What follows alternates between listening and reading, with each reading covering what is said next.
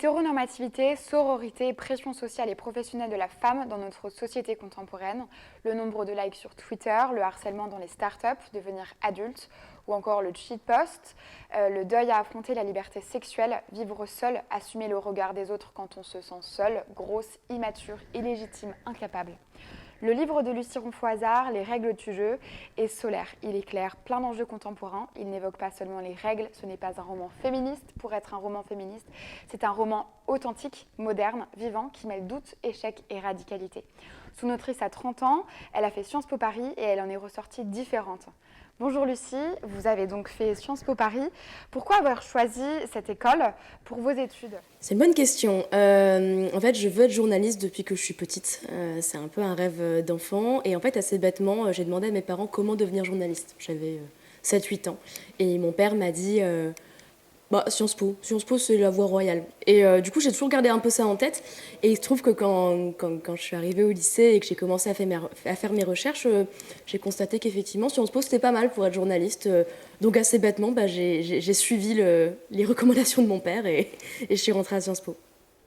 Et arrivé à Sciences Po, qu'est-ce qui a été finalement le plus marquant durant ces années d'études ? Ce que j'ai beaucoup aimé pendant mes études, alors déjà ça a été un peu la diversité des cours que j'ai pu suivre.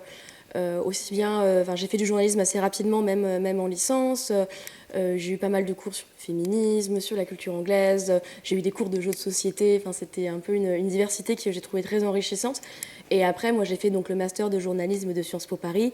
Et là, ce qui m'a beaucoup plu, c'est que en fait, très vite, j'ai pu faire un apprentissage en alternance et en fait, avoir tout de suite un pied dans le monde du travail. Ça, j'ai trouvé ça très, très, très agréable. Vous êtes partie aux États-Unis pendant 1 an. Pourquoi avoir choisi d'étudier à l'étranger ? Alors, donc à Sciences Po Paris, comme à Sciences Po Rennes, en 3e année, on part à l'étranger, donc soit en stage, soit en école. Moi, je me sentais pas encore prête pour un stage d'1 an, et du coup, je voulais rester en études. Et vu que j'avais toujours cette idée d'être journaliste, j'ai décidé de viser en fait des facs qui avaient des bonnes écoles de journalisme.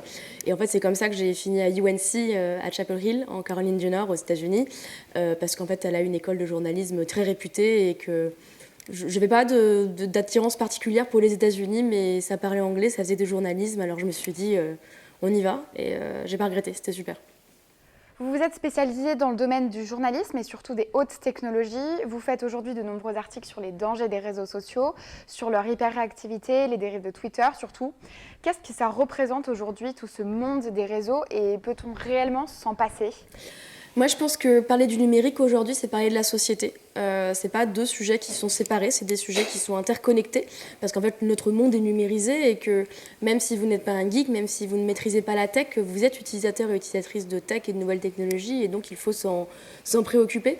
Donc du coup, pour répondre à votre question, non, je pense pas qu'on puisse se passer du numérique et des réseaux sociaux, dans le sens où même si je n'ai pas de compte Facebook, Facebook peut quand même me surveiller, Facebook sera quand même dans la vie de mes voisins, de mes amis, de mes proches. Et donc à ce titre, je dois m'intéresser à ce que fait Facebook et évidemment toutes ces entreprises. Votre livre évoque les nouvelles technologies dans cette société bien complexe dont vous nous parlez aujourd'hui, et vous avez inventé même la notion de menstrutech. Quelles ont été vos inspirations et pourquoi ce mot ? Alors la menstrutech, c'est effectivement un mot que j'ai inventé il y a quelques années qui désigne dans ma tête les innovations numériques liées au suivi des règles, donc les menstruations. C'est un mot que j'ai inventé parce qu'en fait, généralement, les innovations qui ont rapport avec les règles, on appelle ça la femtech. Et moi, j'avais un peu envie de décorréler le fait d'avoir ces règles du fait d'être une femme. Déjà, parce qu'il y a des femmes qui n'ont pas leurs règles, il y a des femmes qui les ont, il y a des hommes qui ont leurs règles. Donc voilà, pour moi, c'est pas obligatoire d'avoir ces règles pour être une femme. Et du coup, je cherchais un petit mot un peu différent, puis un peu marrant aussi, qu'on retienne. Et menstrutech, je trouvais que ça sonnait bien. Donc voilà, j'ai dit menstrutech et effectivement, ça a plutôt bien marché parce que les gens retiennent la preuve. Donc voilà, c'est comme ça que j'ai inventé ce mot. Au sujet de votre livre, vous évoquez pas mal la notion de Startup Nation. Quels conseils donneriez-vous à des science-pistes en herbe qui veulent créer leur start-up ? Alors, mon conseil à tous les science-pistes qui veulent se lancer dans des startups, réfléchissez à pourquoi vous voulez le faire, déjà. Le numérique, les innovations, c'est vraiment super. Moi, j'adore la tech, il n'y a pas de question là-dessus. Je pense qu'aujourd'hui, on a un vrai problème de sens dans la tech. C'est-à-dire, est-ce qu'on a besoin d'une énième startup qui fait de la livraison de repas en 10 minutes, qui fait, je sais pas, un service de streaming de musique. Enfin, on a déjà beaucoup de choses, en fait. Et donc, moi, je pense qu'en 2021, si on décide de faire des startups, si on décide de se lancer dans la tech, il faut réfléchir au sens que va avoir notre travail et sur quel type de projet on va travailler. Aujourd'hui, vous êtes journaliste indépendante, vous écrivez vos newsletters et régulièrement pour Libération, après avoir travaillé pendant 6 ans au Figaro. Pourquoi vous êtes-vous lancée dans la freelance et pourquoi avoir décidé de devenir journaliste indépendante ?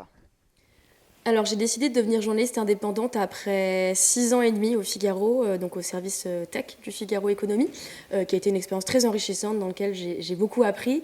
J'ai eu envie à un moment dans ma carrière de tenter l'aventure freelance parce que j'avais envie de retrouver un peu de liberté que j'avais peut-être un peu moins au Figaro, c'est-à-dire que voilà, quand on est dans un grand quotidien, on a un peu la pression du quotidien, hein, du journal à remplir tous les jours, etc.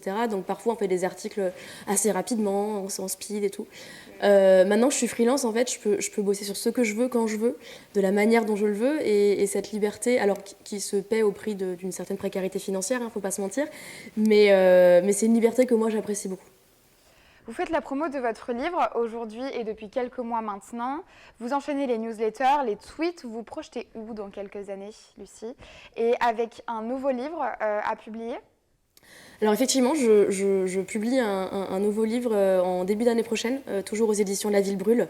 Cette fois-ci, ce ne sera pas de la fiction, ça sera un essai à destination des adolescents et des adolescentes pour parler d'Internet. Donc toujours mes marottes, hein, le numérique, la société, etc. Et puis je sais pas, moi, dans 5 ans, je me verrai bien toujours freelance, toujours sur mes sujets, avec, j'espère, 2 ou 3 bouquins de plus à ma ceinture. Je sais pas, je me sens bien là où je suis actuellement, donc j'espère que ça ressemblera un peu à ça.